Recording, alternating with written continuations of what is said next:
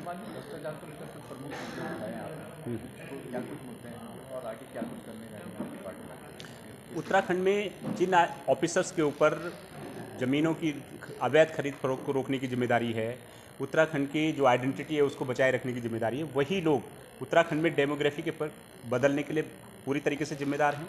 ज़मीनों की अवैध खरीद में न सिर्फ जिम्मेदार हैं, बल्कि वो खुद इलीगल माइनिंग से लेकर के ज़मीनों की अवैध खरीद फरोख्त को परमिशन देने के लिए, अवैध हथियारों को लाइसेंस देने के लिए डायरेक्ट इन्वॉल्व हैं, इलीगल माइनिंग में डायरेक्ट इन्वॉल्व हैं। और एक केस स्टडी के रूप में आज हमने नैनीताल के जो तत्कालीन जिलाधिकारी रहे हैं DS गर्ब्याल, जिस दौरान उनके कार्यकाल में भी एक सवाल उठ रहे थे कि भाई यहाँ पे पर्यटन जिहाद हो रहा है, डेमोग्राफी चेंज हो रही है पर्यटन के नाम पे, वही केस स्टडीज हमने उठाई हैं। उस पर साफ कैग ने भी इस पर सवाल उठाए हैं कि किस तरीके से अवैध तरीके से अनुसूचित जाति के व्यक्तियों की ज़मीनें इलीगल तरीके से DM ने अपने पद का दुरुपयोग करते हुए परमिशन दी हैं, किस तरीके से 1/3 रिजॉर्ट 117 रिजॉर्ट के अपने कार्यकाल में परमिशंस दी हैं, किस तरीके से विशेष श्रेणी की ज़मीनों की खरीद की परमिशन दी हैं, किस तरीके से इन्होंने ये तमाम इन्वॉल्व दस्तावेज के रूप में हमने इसका खुलासा किया है कि उन्होंने कृषि प्रयोजन के लिए ज़मीनें दी, लेकिन जिन लोगों के बाहर के लोगों को स्पेशल परमिशन के साथ ही ज़मीनें दी गई, उन्होंने परमिशन से 6 महीने पहले वहाँ पर जो है ज़मीनों के आसपास की जो सरकारी ज़मीन है उसको खुर्द-बुर्द करना शुरू कर दिया, फॉरेस्ट की लैंड को खुर्द-बुर्द करना शुरू कर दिया, सैकड़ों पेड़ गिरा दिए, कई सैकड़ों हेक्टेयर ज़मीनों पे कब्जा कर लिया। उस पर बाकायदा कमिश्नर जो कुमाऊँ हैं दीपक रावत उन्होंने इस पर सवाल उठाए हैं, उस पर कमेटी गठित की है। तो अपने आप में बड़े उनके कदाचार के बड़े सवाल हैं।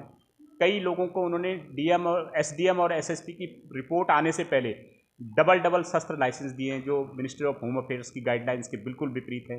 नेगेटिव रिपोर्ट DM SSP की होने के बाद भी उन्होंने वो शस्त्र लाइसेंस दिए हैं, बार के लाइसेंस दिए हैं। अपने पद का दुरुपयोग करते हुए कई लोगों के साथ मिलकर के उन्होंने जो है उनकी वाइफ के उनके नाम से जो है वहाँ पे ज़मीनें खरीदी हैं। तो अपने आप में कई सारी अनियमितताएं, जिससे साफ लगता है कि वो बाहर के जो भूमाफिया हैं, आपराधिक प्रवृत्ति के लोग हैं, उनके साथ सीधे सीधे इन्वॉल्व हैं। और अगर किसी जिले का जिलाधिकारी ही आपराधिक प्रवृत्ति के लोगों को परमिशन देगा, उनको संरक्षण देगा, ज़मीनों की अवैध खरीद फरोख्त करने में संलिप्त होगा, तो फिर इस राज्य का कौन बोलने वाला। और इसकी शिकायत जब हमने मुख्य सचिव स्तर पर की तो वहाँ से भी कोई कार्रवाई नहीं हुई है।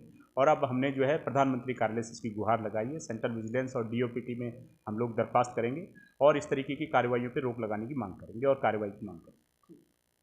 सर एक सवाल जी, पूछना था कि आप जैसे देख ही रहे होंगे खबरों में 96% जो केसेज हो रहे हैं CBI और ED के वो विपक्ष के विपरीत हो रहे हैं। ऐसे में इन सभी विभागों से जहाँ से आप लोग आ चुके हैं वापस और आप कह रहे हैं कि हम प्रधानमंत्री कार्यालय जाएंगे, तो कहीं ना कहीं ये पूर्ण रूप से आदर्शवाद के अधीन नहीं है, व्यवहारिकताओं से तो बतेरे जुड़े हैं। बिल्कुल। इस पे भाई जब विद डॉक्यूमेंट है और कैग ने भी इस पे आपत्तियां जताई हैं, तो शासन प्रशासन को चाहिए कि इसका संज्ञान लें। और अभी मुख्य सचिव तो पूरे जिले के IAS अधिकारियों के बॉस होते हैं, तो उनको कायदे से समय रहते जो है इस पर संज्ञान लेना चाहिए था। लेकिन ऐसे कई मामले हैं जिसमें मुख्य सचिव भी जो है भ्रष्टाचार में इन्वॉल्व हैं, तो मुझे हमें नहीं लगता है कि इतने समय तक उन्होंने कार्रवाई नहीं की तो आगे भी कोई कार्रवाई कर पाएंगे। इसलिए इसीलिए हम लोग जो है DOPT और मतलब प्रधानमंत्री कार्यालय में इसकी शिकायत कर रहे हैं। तो शिकायत से आपको लगता है हल निकलेगा? बिल्कुल निकलेगा। अब ED और जो सेंट्रल के जो IB हैं, ये सब लोग अपनी रिपोर्ट्स के आधार पे कार्रवाई करते हैं और मतलब इसमें कार्रवाई में चीज़ें पकड़ी भी जाती हैं। और अगर मुझे लगता है कि अगर इस पर मुकदमा दर्ज हुआ, इस पर जांच हुई, तो मुझे निश्चित तौर पे मैं कह सकता हूँ कि जिस तरीके से हमारे पास जो रिकॉर्ड हैं, जिस तरीके से इन्होंने लैंड खरीदी है, जिस तरीके से इन्होंने पर्सनल लोन अपने पार्टनर से लेना दिखाया हुआ है, उसकी आज तक वापसी नहीं हुई है, तो ये अपने आप में कहीं ना कहीं गंभीर वित्तीय अनियमितताओं की ओर इशारा तो करता ही है। इसकी जाँच हो तो मुझे लगता है कि काफ़ी नई चीज़ें भी ED को मिल सकती हैं।